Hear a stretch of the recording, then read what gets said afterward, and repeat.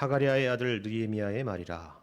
아닥사스다 왕 제20년 기슬월에 내가 수산궁에 있는데 내 형제들 가운데 하나인 하나니가 두어 사람과 함께 유다에서 내게 이르렀기로 내가 그 사로잡힘을 면하고 남아있는 유다와 예루살렘 사람들의 형편을 물은즉 그들이 내게 이르되 사로잡힘을 면하고 남아있는 자들이 그 지방 거기에서 큰 환난을 당하고 능욕을 받으며 예루살렘 성은 허물어지고 성문들은 불탔다 하는지라. 내가 이 말을 듣고 앉아서 울고 수일 동안 슬퍼하며 하늘의 하나님 앞에 금식하며 기도하여 이르되 하늘의 하나님 여호와 크고 두려우신 하나님이여 주를 사랑하고 주의 계명을 지키는 자에게 언약을 지키시며 긍휼을 베푸시는 주여 간구하나이다. 이제 종이 주의 종들인 이스라엘 자손을 위하여 주야로 기도하오며 우리 이스라엘 자손이 주께 범죄한 자들을 자복하오니 주는 귀를 기울이시며 눈을 여시사 종의 기도를 들으시옵소서. 나와 내 아버지의 집이 범죄하여 주를 향하여 크게 악을 행하여 주께서 주의 종 모세에게 명령하신 계명과 율례와 규례를 지키지 아니하였나이다. 옛적에 주께서 주의 종 모세에게 명령하여 이르시되 만일 너희가 범죄하면 내가 너희를 여러 나라 가운데에 흩을 것이요 만일 내게로 돌아와 내 계명을 지켜 행하면 너희 쫓긴 자가 하늘 끝에 있을지라도 내가 거기서부터 그들을 모아 내 이름을 두려고 택한 곳에 돌아오게 하리라 하신 말씀을 이제 청하건대 기억하옵소서. 이들은 주께서 일찍이 큰 권능과 강한 손으로 구속하신 주의 종들이요 주의 백성이니이다. 주여 구하오니 귀를 기울이사 종의 기도와 주의 이름을 경외하기를 기뻐하는 종들의 기도를 들으시고 오늘 종이 형통하여 이 사람 앞에서 은혜를 입게 하옵소서 하였나니 그때 내가 왕의 술관원이 되었느니라. 아멘. 오늘부터 이제 금요일까지 우리가 하반기 특별 새벽 기도회로 이렇게 모이게 되었는데요. 이 시간에는 어제 미리 주보의 간지에 나와 있는 대로 느헤미야의 말씀을 가지고 함께 기도하는 시간을 갖고자 합니다. 물론 느헤미야는 여러분이 아시는 대로 총 13장의 그 장으로 되어 있어서 이 한 주의 시간 동안 다 이 말씀을 다루지는 못하죠. 만일 기회가 된다면 다음 새벽 기도회 시간에 다음 특별 새벽 기도회 시간에 후반부의 말씀을 나눌 수 있었으면 좋겠습니다. 우리 교회에만 있는 독특한 이 특별 새벽 기도회가 아마 이 가을 특별 새벽 기도회가 아닌가 이런 생각을 합니다.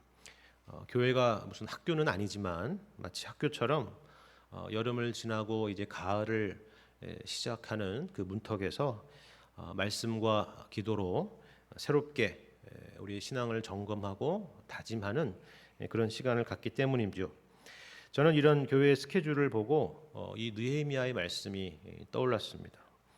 특별히 이번 가을은 우리가 알다시피 예년 가을과는 조금 다른 그런 가을이기 때문인데요. 교회의 활동과 사역이 이제 조금씩 서서히 정상화되기는 했지만 이제서야 비로소 그토록 그렇게 길고 길었던 코로나로 인해서 멈추었던 활동이 본격적으로 정상화되는 그런 시간이기 때문입니다. 회복이 필요한 시기죠. 오늘 느헤미야서에서 다루고 있는 가장 큰 주제가 바로 이런 회복에 대한 것입니다. 예루살렘 성벽을 재건하고 그저 그런 그 성벽이라는 물리적인 것을 재건하는 것뿐만이 아니라 본질적으로는 이스라엘 백성들의 내면을 재건하는 그런 내용들을 다루고 있기 때문인데요. 우리가 처한 상황과 비슷한 상황이기 때문입니다. 이 특별 새벽 기도의 시간에 우리가 함께 나누는 이 느헤미야 말씀을 통해서 우리 자신이나 또 우리 공동체 가운데서도 이처럼 새롭게 세워나가고 또 회복되어야 될 부분이 없는지를 이 말씀을 통해서 돌아보고 또 우리의 기도의 제목을 삼아서 하나님 앞에 나아가는 그런 귀한 시간이 될 수 있기를 바랍니다. 느헤미야가 등장하는 이 무대와 시간을 여러분 생각해 보시면요. 우리가 성경에서 늘 보는 그런 익숙한 공간이나 그런 시대가 아니었다는 것을 여러분이 알아볼 수가 있을 것입니다. 이것을 우리가 먼저 생각해 볼 필요가 있는 것 같은데요. 1절에 나와 있는 것처럼 느헤미야는 지금 예루살렘에 있는 것이 아니라 지금으로 하자면 이란에 해당되는 페르시아의 수산궁에 있습니다. 그리고 유다의 왕을 모시고 있는 것이 아니라 이 페르시아의 아닥사스다 왕을 모시는 관원이라는 것을 우리가 확인해 볼 수가 있죠. 물론 바벨론이 이제 패망하고 다리오 칙령 이후로 바벨론 포로 시대는 끝이 났습니다. 에스라서의 말씀을 보시면 오늘 본문 이전에 이미 이스라엘 백성은 두 차례에 걸쳐서 귀환하는, 고향으로 돌아가는 그런 내용을 볼 수가 있습니다. 하지만 오늘 본문의 느헤미야는 그 귀국 대열에 있었던 것이 아니라 여전히 페르시아의 이 수산궁에 있었다라는 것을 우리가 확인해 볼 수가 있는 것입니다. 그것도 그냥 거기서 살고 있었던 것이 아니라 그 수산궁 안에서 왕실에서 고위 공직자로 있었다라는 것을 우리가 확인해 볼 수가 있는 것입니다.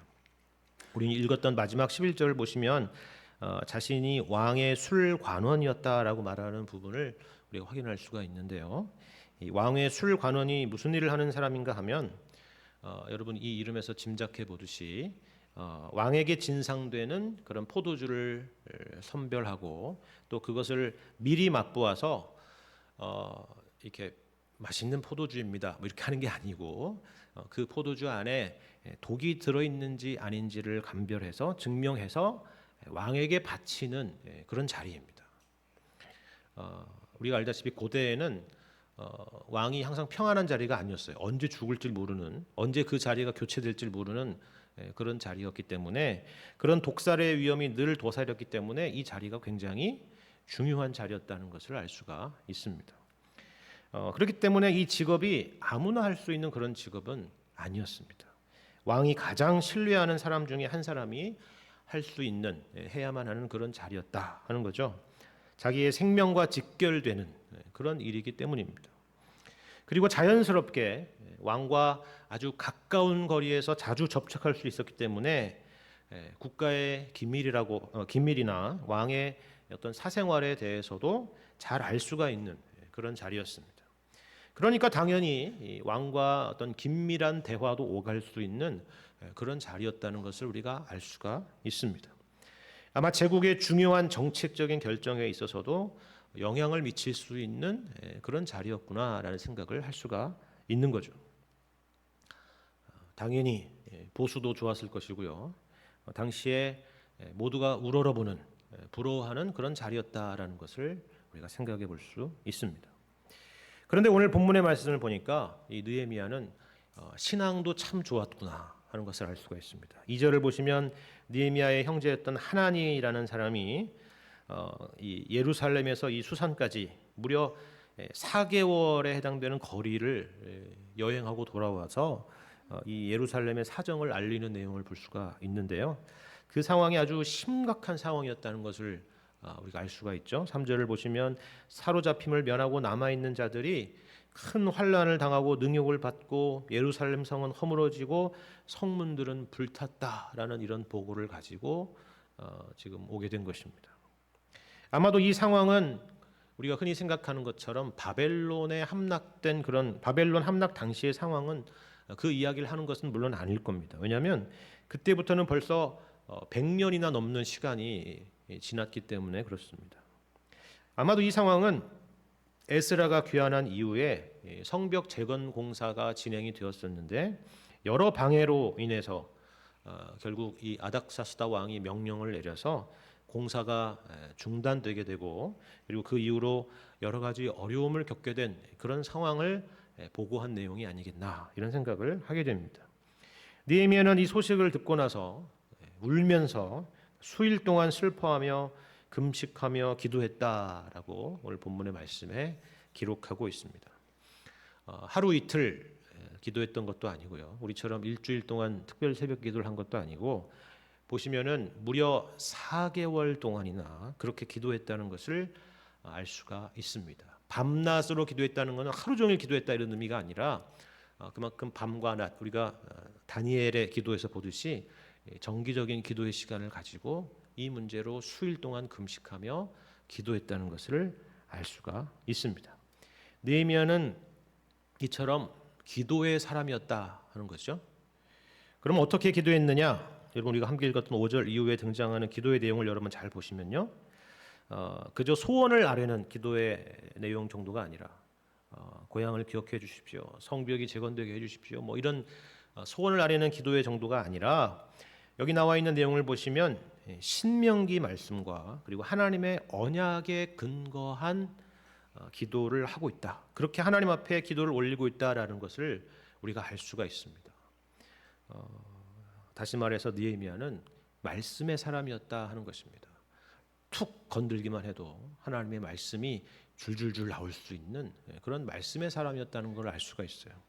이제 내일부터 보시게 되면 느헤미야가 예루살렘 총독으로 이제 부임을 하게 되고 폐허가 된 예루살렘 성벽을 재건하게 되는 일을 시작하게 되는데요. 이 일을 진행하는 데 있어서 여러분 보시면 엄청난 지혜와 그리고 리더십을 발휘하는 것을 볼 수가 있습니다. 훌륭한 리더였다 하는 것이죠.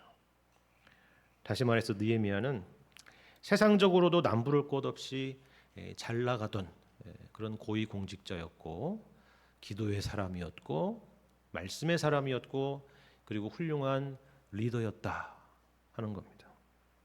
그래서 여러분이 이 느헤미야에 관련된 책이나 뭐 설교나 그런 이야기들을 보시면 대부분 다 느헤미야의 기도나 리더십에 대한 주제로 이야기하는 것을 여러분 볼 수가 있을 겁니다. 거기에서 우리가 중요한 교훈을 얻을 수 있고 우리가 우리 신앙생활 가운데 본받아야 될 내용들을 확인할 수가 있기 때문입니다. 오늘 이 시간에도 그 이야기를 할 수 있을 거예요. 우리도 느헤미야처럼 나 자신만이 아니라 공동체를 위한 그런 안타까운 마음을 갖자. 느헤미야처럼 말씀의 사람이 되자. 느헤미야처럼 기도하는 사람이 되자. 느헤미야 같은 리더십을 갖자. 그렇게 독려하고 또 그것을 기도 제목을 삼아서 기도할 수 있을 겁니다. 그리고 이 일을 통해서 우리에게 여러 가지 영적인 도전과 유익을 얻게 될 수 있을 거예요. 그런데 우리는 이 시간 이 느헤미야서를 시작하면서 그런 것 말고 좀 더 본질적인 질문을 해봤으면 좋겠습니다. 오늘 이 말씀이 과연 오늘날 우리에게 무슨 의미가 있는가 하는 생각입니다. 예를 들어서 당시에 예루살렘 성벽을 재건한다는 것이 과연 우리에게 무슨 의미가 있는가 하는 생각을 하는 것이죠. 그리고 느헤미야의 기도며 리더십이며 신앙이며 이런 것들이 우리에게 과연 무슨 의미가 있는가 하는 것을 생각을 해보는 겁니다.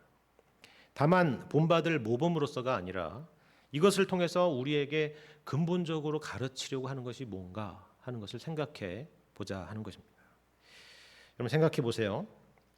느헤미야의 직업이 뭐라고 했죠? 왕의 술관원이라 했습니다. 고위 공무원 중에서도 최고위 공무원입니다. 왕이 가장 신뢰하는 사람입니다. 그런데 그 왕은 말씀드린 것처럼 같은 동족인 유다의 왕도 아니고 페르시아 왕 아닥사스다예요. 유대인 느헤미야는 그러면 어떻게 그런 자리까지 오르게 되었을까요? 뭐 성경에 그것에 대한 자세한 내용이 없으니까 우리는 알 수는 없죠. 추첨을 했을까요? 당연히 그렇지 않겠죠. 왕의 생사가 직결되는 일인데 그런 식으로 그렇게 사람을 뽑았을 리는 없을 겁니다. 그러면 어떻게 이 느헤미야는 그런 자리에까지 오르게 될 수 있었을까 하는 겁니다. 여러분 가운데 직장 생활이나 공직 생활 아니면 조직 생활을 해보신 분이시라면 이 유대인인 느헤미야가 페르시아의 궁궐에 그 자리에 오르기까지 어떤 과정들이 있었을까 하는 것을 어느 정도 짐작할 수 있으리라 그런 생각을 합니다. 일단 기본적인 자질이 훌륭해야죠. 그런데 여러분 그것이 다가 아니라는 걸 우리는 다 알지 않습니까? 한 계단 한 계단 오르기 위해서 무엇이든 해야 됐고 또 승진의 타이밍도 아주 적절하고 좋아야 했을 것입니다. 인맥도 있으면 좋았을 것이고요. 그리고 승진할 수 있는 어떤 결정적인 그런 계기들도 있으면 금상첨화였을 것입니다. 그래서 마침내 왕의 술관원이 되었죠. 이 땅에서 우리가 정말 소원하는 그런 꿈입니다. 내가 이루지 못한다면 자식 세대에서라도 이루기를 바라는 그런 꿈들이죠. 그러면 지금 느헤미야는 그런 꿈을 이뤘으니까 행복해야겠죠. 그렇죠? 근데 여러분 오늘 본문의 내용의 분위기를 보시면 우리가 생각하는 그런 유의, 그런 의미의 행복과는 거리가 멀다라는 것을 여러분이 확인할 수가 있을 것입니다. 6절의 하반절을 보시면 하나님 앞에서 자신이 죄인이라는 것을 참여하고 있습니다. 이스라엘 백성들의 죄만을 고백하면서 나가는 것이 아니라 거기에 자신도 열애가 되지 않는 사람이라는 것을 고백하며 나가는 것을 볼 수가 있어요.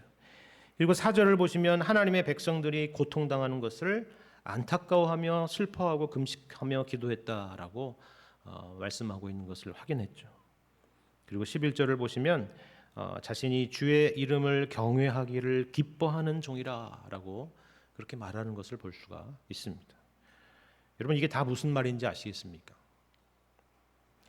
지금 느헤미야의 마음의 중심에는 아까 말씀드린 고위공직자, 세상에서 잘 나가는 직장, 그것이 아니라 하나님이 그의 마음의 중심에 계시고 있다라는 사실입니다.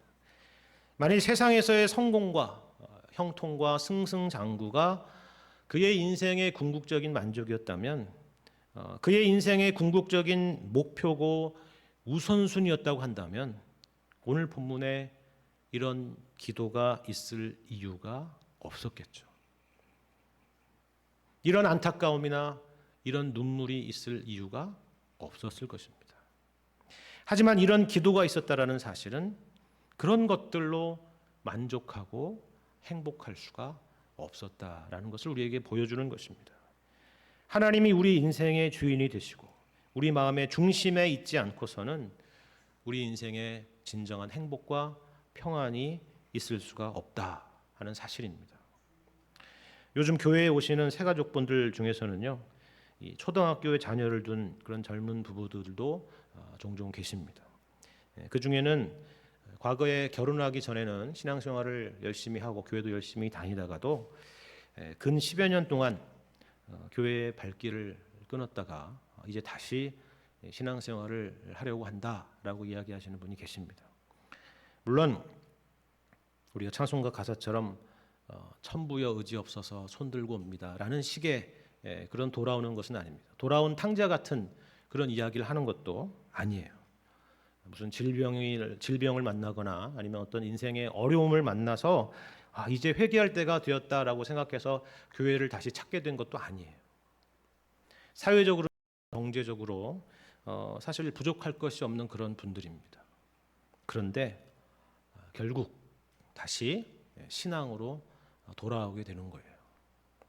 여러분도 아시는 분은 아시겠지만 어떤 사회학자들은 지난 2년 반 동안 이 코로나 시대를 겪었는데 이 코로나 시대를 지나면서 교회에 대한 이런 예측들을 했던 걸 여러분이 기억하는 분은 계실 거예요.